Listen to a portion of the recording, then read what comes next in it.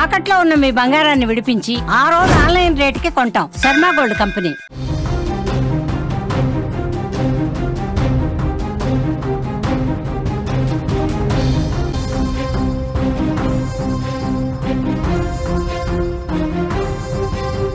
Breaking news చూస్తున్నాం. శ్రీ సత్యసాయి జిల్లా SI Rajasekhar మీద అక్కడ చర్యలు తీసుకోవాలని డిమాండ్ వస్తుంది. ఫిర్యాదు చేయడానికి వెళ్ళినటువంటి మహిళను ఎస్ఐ వేధించారు.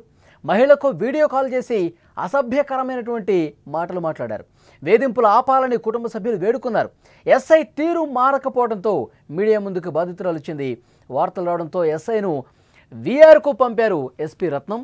ఘటన మీద విచారణ జరిపి ఎస్ఐ మీద చర్యలు తీసుకుంటామని ఎస్పీ కూడా తెలియజేసిన పరిస్థితుంది. శ్రీ సత్యసాయి జిల్లా పట్నం ఎస్ఐ రాజశేఖర్పై వేటు పడింది.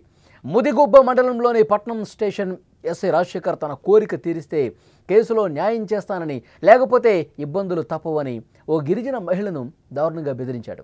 గరుగుతండాకు చెందిన ఓ మహిళ తమ బంధువులతో కలిసి విడాకుల కేసు విషయంపై 2 నెలల కిందట పోలీసులను ఆశ్రయించింది. అప్పటి నుంచి కేసు విషయంలో ఎస్ఐ ఆమెను వేధించేవాడు. బాధిత మహిళ భర్త ప్రైవేట్ టీచర్గా వేరే ప్రాంతంలో పనిచేస్తున్నాడు. రాత్రి వేళల్లో ఎస్ఐ ఆమెకు వీడియో కాల్ చేసి అసభ్యంగా మాట్లాడుతూ కోరిక తీర్చాలని ఇబ్బంది పెట్టేవాడు. తీవ్ర మనోవేదనకు గురైన ఆమె భర్తకు విషయం చెప్పింది. భర్త ఎస్ఐతో మాట్లాడినా వినకుండా వేధించేవాడు. ఈ విషయం సామాజిక మాధ్యమాల్లో చక్కర్లు కొట్టడంతో ఎస్పీ రత్నం స్పందించి ఎస్ఐను వీఆర్కు పంపుతూ ఉత్తర్వులు ఇచ్చారు. విచారణలో వేధింపులు నిజమని తేలితే క్రమశిక్షణ చర్యలు తీసుకుంటామని చెప్పారు. ప్రస్తుతం ఈ కీచక ఎస్ఐకి సంబంధించినటువంటి వార్త బయటకు రావడంతో అతని మీద చర్యలు తీసుకోవాలని పెద్ద ఎత్తున డిమాండ్ వస్తుంది. అతను రాత్రి సమయంలో కూడా కాల్ చేసి విపరీతంగా వేధింపులకు గురి చేసేవాడు. నీ కేసు పరిష్కారం కావాలంటే నువ్వు నాతో రావాలి, నీ కేసు పరిష్కారం కావాలంటే నువ్వు నాతో పడుకోవాలి అని చెప్పి పెద్ద ఎత్తున ఆమెకి వేధింపులు చేసినటువంటి పరిస్థితి. కానీ కొన్ని రోజులు పంటి బిగువున భరించింది. ఇది కరెక్ట్ కాదు, మీరు చేస్తున్నది తప్పు, నాకు న్యాయం కోసం వస్తే నన్ను ఇంత దారుణంగా వేధింపులకు గురి చేస్తారని చెప్పి తన కుటుంబ సభ్యులకు చెప్పినా అతను ఏమాత్రం వినిపించుకోలేదు. కుటుంబ సభ్యులు ఇది కరెక్ట్ కాదు, మీ తీరు మార్చుకోండి అని చెప్పినా ఎంతకీ వినలేదు. ఇక మీడియా ముందుకొచ్చి పై అధికారులకు కంప్లైంట్ చేస్తే అప్పుడు ఈ ఎస్ఐ తిక్క కుదిరింది. అతనికి సస్పెండ్ చేశారు, వీఆర్కి పంపించినటువంటి పరిస్థితి. చాలా ఫోన్ కాల్స్ ఉన్నాయి, వీడియో కాల్స్ ఉన్నాయి. కొన్ని మేము చూపించలేకపోతున్నాం, కానీ చాలా దారుణమైనటువంటి భాషను ఉపయోగించాడు. రాత్రి సమయంలో, అర్ధరాత్రి సమయంలో కాల్స్ చేసి, ఫోన్ కాల్ చేసి మాట్లాడి చాలా అంటే చాలా దారుణమైనటువంటి భాషను ఉపయోగించి ఆమెను వేధింపులకు గురి చేసిన పరిస్థితి. ఎవరైనా న్యాయం కోసం పోలీస్ స్టేషన్కి వెళ్తాం, మనకి ఏదైనా సమస్య ఉంటే ఆ సమస్య పరిష్కారం కోసం పోలీస్ స్టేషన్కి వెళ్తాం, మనకి రక్షణగా ఉంటారని చెప్పి పోలీసులను భావిస్తాం. కానీ కొంతమంది ఇలాంటి కీచక పోలీసులు ఏం చేస్తూ ఉన్నారు? వాళ్ళ సమస్యల్ని ఆసరాగా తీసుకొని, వాళ్ళకున్నటువంటి కేసుల్ని ఆసరాగా చేసుకొని ఆ కేసు పరిష్కారం మాటున ఇలాంటి వికృత చేష్టలకు పాల్పడి తమ పైత్యాన్ని చూపిస్తూ ఉన్నారు.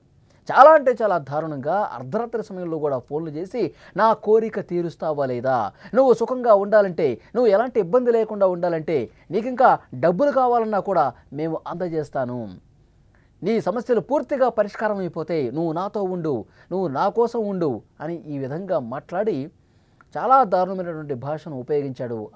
ఆ భాషను ఈ విధంగా లైవ్లో మేము మాట్లాడలేం.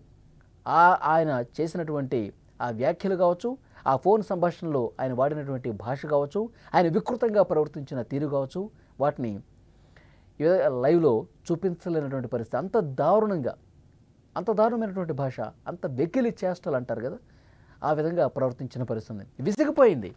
ఇక నా సమస్య పరిష్కారం మాట దేవుడెరుగు, ఉన్న సమస్యలు ఎక్కువైపోయే విధంగా, ఇంకా మానసిక వేదన ఎక్కువైపోయే విధంగా, కుంగిపోయే విధంగా ఆ ఎస్ఐ మాటలు ఉన్నాయి. ఇక భరించలేని సిచ్యువేషన్కి వెళ్ళిపోయింది అతని ప్రవర్తన. పై అధికారులు కంప్లైంట్ చేశారు, మీడియాను ఆశ్రయించారు. జరుగుతున్నటువంటి ఈ వ్యవహారం మొత్తం కూడా అతని బండారం బయటపెట్టిన పరిస్థితి. మొత్తం అసలు ఏం మాట్లాడేవాడు, మొత్తం కాల్ రికార్డింగ్స్ కావచ్చు, వీడియో కాల్ చేసినటువంటి రికార్డింగ్స్ కావచ్చు, అన్నీ బయటకు వచ్చేసినాయి.